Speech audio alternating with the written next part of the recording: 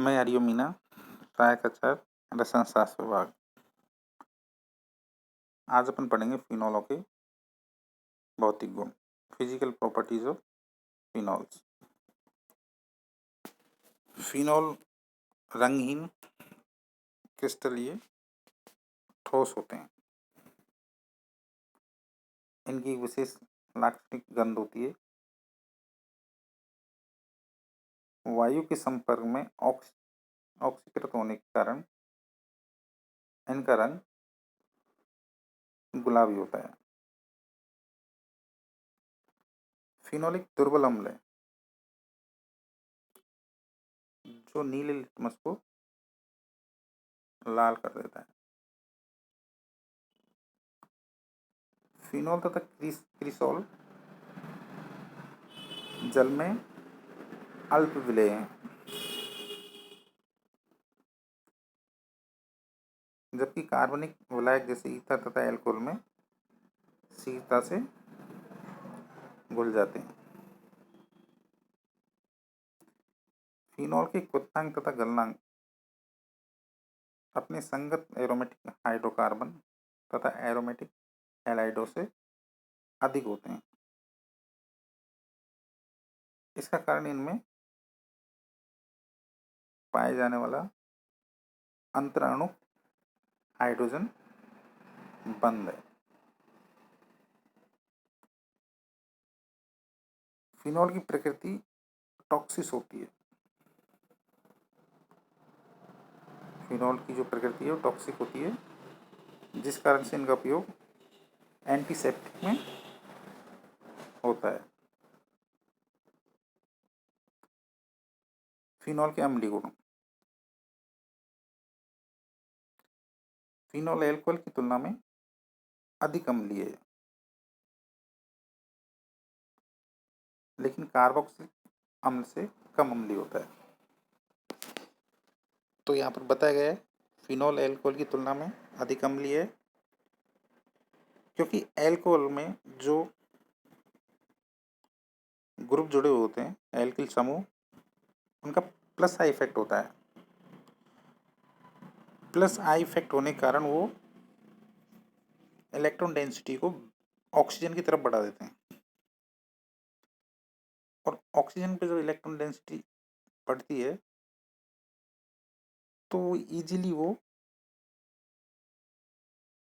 Hydrogen ion या proton को नहीं निकालती, मतलब H प्लस को आसानी से नहीं निकालता।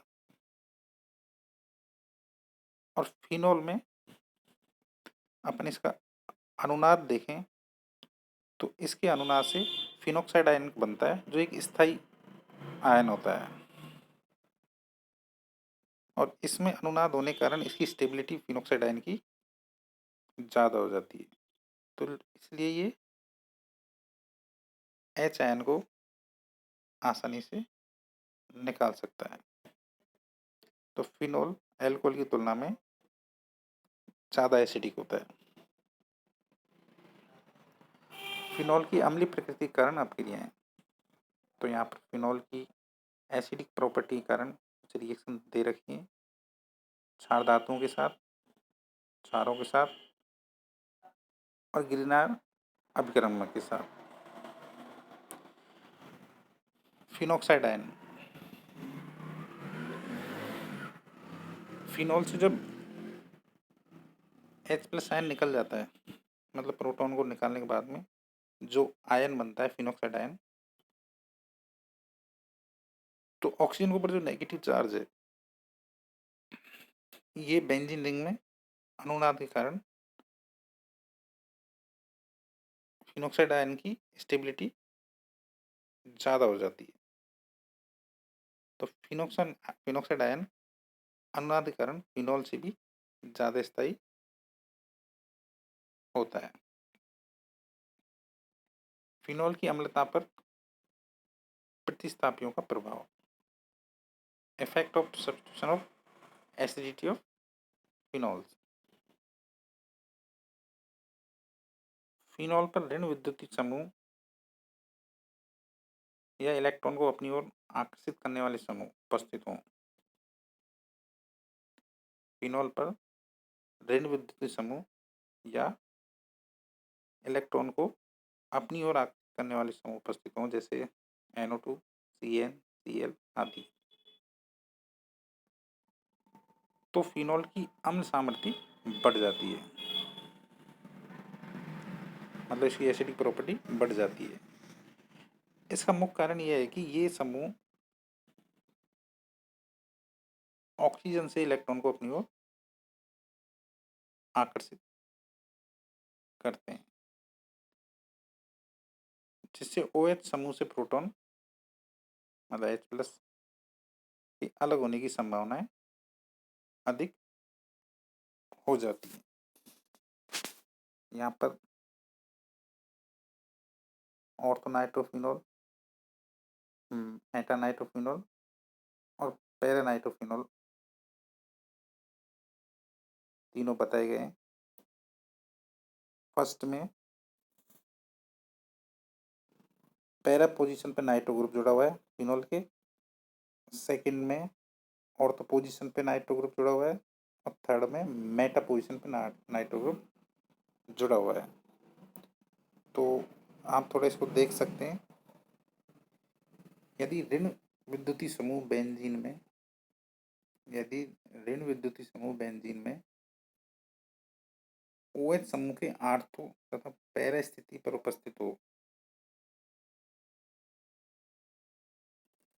तो फिनॉल की सामर्थ्य मेटा समावेश से अधिक होती है और पैरा प्रतिस्थापी फिनॉल आर्थो प्रतिस्थापी फिनॉल से अधिक अम्लीय होता है, क्योंकि पैरा प्रतिस्थापी में अंत अणु हाइड्रोजन बंध नहीं पाया जाता। तो आप यहाँ पर देखोगे नाइट्रो ग्रुप में अपन फर्स्ट देखते हैं पैरा वाले एग्जाम्पल को, पैरा नाइट्रोफिनॉल को।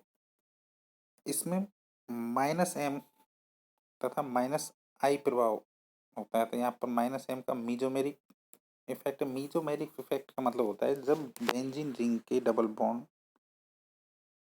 अपना जो सब्स्टिट्यूट है उसके डबल बॉन्ड के साथ अनुनाद करते हैं तो इनसे इनकी स्टेबिलिटी बढ़ती है। तो यहाँ पर फर्स्ट में पैरानाइट्रोफिनॉल में मीजोमेरिक और इंडक्टिव इफेक्ट प्रभावी हैं।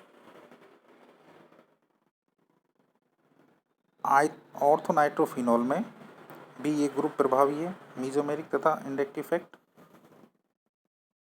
लेकिन ऑर्थोनाइट्रोफिनॉल में हाइड्रोजन बॉन्डिंग होने के कारण ये प्रोटॉन आसानी से नहीं देता। मेटा नाइट्रोफिनॉल में